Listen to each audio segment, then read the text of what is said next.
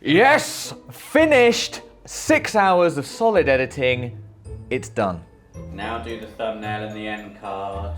Oh. Poor Dave. There's always something else to do, isn't there? Drying up after washing up, putting the kit away after finishing a shoot, cleaning your hands after using the bathroom. What a pain. And then you've got those times in video games where you think you've done it, you think you've killed the big bad, and you're all ready to do a smug tweet about what a great gamer you are. And the game goes, ha! Not really. Now fight this thing I've just introduced into the story right now because I can. Go on, suck those endorphins back in and get some surging panic back in your bloodstream.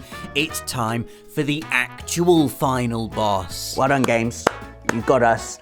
Here are 7 times the final boss wasn't really the final boss at all. Spoilers for everything, naturally, so if we start talking about a game you haven't finished yet, then skip to the next bit. Anyway, we'll kick things off with a Final Fantasy entry, because this kind of thing happens about 20 times across the series. You'll thrash the hit point pants off a baddie thinking you've saved the world, only to find out that actually they were being brainwashed by someone even more evil. I'm going to plump for Final Fantasy IX, however. At the beginning, Queen Bran is the main bad guy, although anyone who's played a Final Fantasy game before knows she's probably not final boss material on account of the fact she doesn't have silver hair. By the end of Disc 1, Kuja has appeared, an enigmatic sorcerer with silver hair who's clearly more powerful than your entire party put together. Beep beep beep, screams your final boss radar. Surely this is the guy. But then wait, who's this wannabe Sith Lord spouting exposition to himself inside a big evil room? That's Garland, the man who created Kuja. Now, surely he is the final boss. No, Kuja kills him. Okay, so Kuja is the final boss. Yep, here he goes, having a big old god tantrum and threatening to destroy the world because he's a bit sad. Well, Kuja, you're going to have to die now. There we go. At least now all the villain swapping is over and I can enjoy a nice long CG cutscene and the end of the game. Who are you now? Necron, a big muscly thing, crystal thing that's evil and is there to return everything to zero, which sounds really nasty, doesn't it?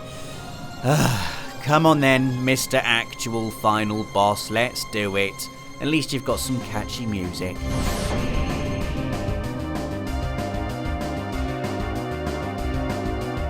Next up, we've got Okami, an action-adventure masterpiece about a sun goddess who takes the form of a wolf and restores balance to the world with a magic paintbrush. Her nemesis, a multi-headed abomination called Orochi, the source of all the darkness in the world and the definite end goal of your adventure. I mean, the game says this constantly. Beat Orochi, you've got to kill Orochi. Orochi is the source of all evil. Orochi, Orochi, Orochi. Turns out Orochi is a comparatively inconsequential boss about halfway through the game. Yeah, I fell for it, Okami. I foolishly thought you were a 20-hour adventure and that I'd heroically destroyed your big bad.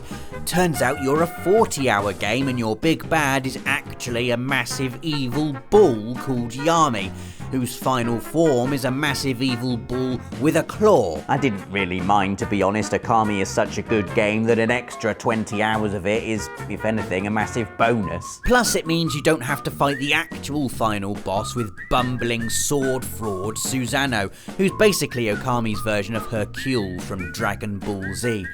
Man, what a waste of half the Cell saga he was.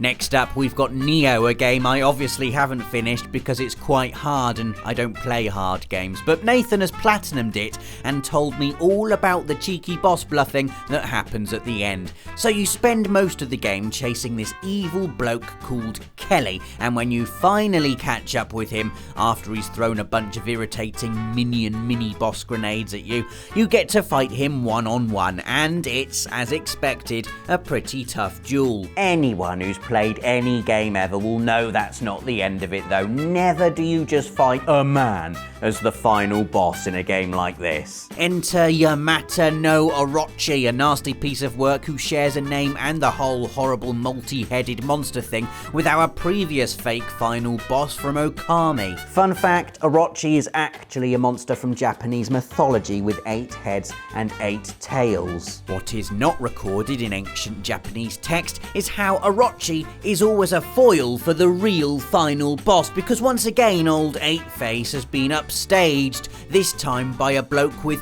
100 eyes. That's right, you think you're done, but you've still got one more boss to desperately dodge through, and here he is. It looks like he's only got 2 eyes to me. Oh. 1, 2, 3, 4, 5, 6, 7, 8, 9, 100. Yeah, there are 100. Anyway, die. It's another JRPG next, who'd have thought it? This time, Ni no Kuni, and here's the crucial bit, the subtitle, Wrath of the White Witch. Now, you spend the majority of the game chasing down Shadar the Dark Djinn with his dreadlocks and no face, but it's kind of obvious he's only a stooge because, well, we see him taking orders from this loon, the titular White Witch, with her echoey voice and soulless mask. So evil. And so, in true JRPG style, you battle your way through the final dungeon, and it's dark and oppressive, and Shadar appears and he has about 27 different forms, you know, standard. And then, after 70 hours or so of epic questing, it's finally time to take on Cassiopeia, the White Witch herself. It's a tough old fight, this one, and you feel a real sense of relief when you finally nail that finishing blow. Surely that's the game done. Ni no Kuni then even goes into full JRPG ending mode. The music's nice, a young boy gives life advice to a woman who's about 2,000 years old. She realises she's been bad and reverts back to when she was pretty and kind. Hooray! World saved. But wait! What about this formless evil that's just assembled itself out of nothing? Enter the Zodiarch, a physical manifestation of Cassiopeia's long-dead council of 12 very nasty people. Basically, evil with a face.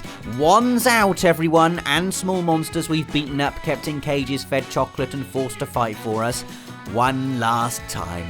Stickbold is next, hilariously, with its campaign mode that culminates in a game of dodgeball with the devil. Now, when you fight the devil in anything, you know that's the end of the game, right? Not in Stickbold, but when you think about this, it sort of makes sense, right? I mean, if the devil plays dodgeball, then it stands to reason someone taught him how to play. And in Stickbold, that person is none other than Coach, the evil, now disturbingly half-naked puppet master who's been pulling Satan's strings all along. Only now, he's massive and impervious to dodgeballs and runs around leaving lava skid marks for you to die upon. I mean, my PE teacher made us play shirts v skins rugby in a hailstorm, so by comparison, Coach isn't even that bad. Just make him run into these rocks and then pelt him with the debris.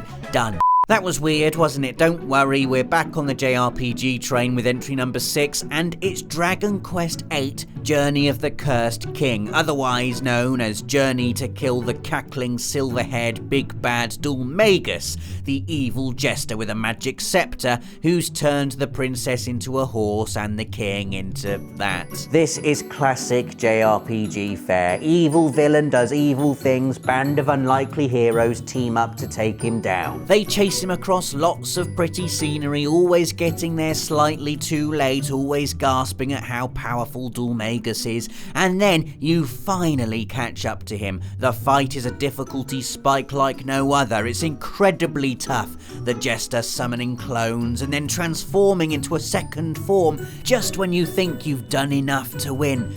You keep your cool, i.e. you spam healing spells like a madman, and you grind him down. The fight is over. You've won. You're halfway through the game. Turns out Dulmagus was being possessed by the scepter. We should have guessed. We did guess, to be honest. And the scepter belongs to Lord Rapthorn, the real villain of Dragon Quest VIII, now even longer Journey of the Cursed King. But like Okami, this game is so good we wanted more of it anyway, and I over-leveled myself to the point of bursting and killed Rapthorn without even breaking a sweat. That's what you get for being purple, mate, and for attacking twice per turn.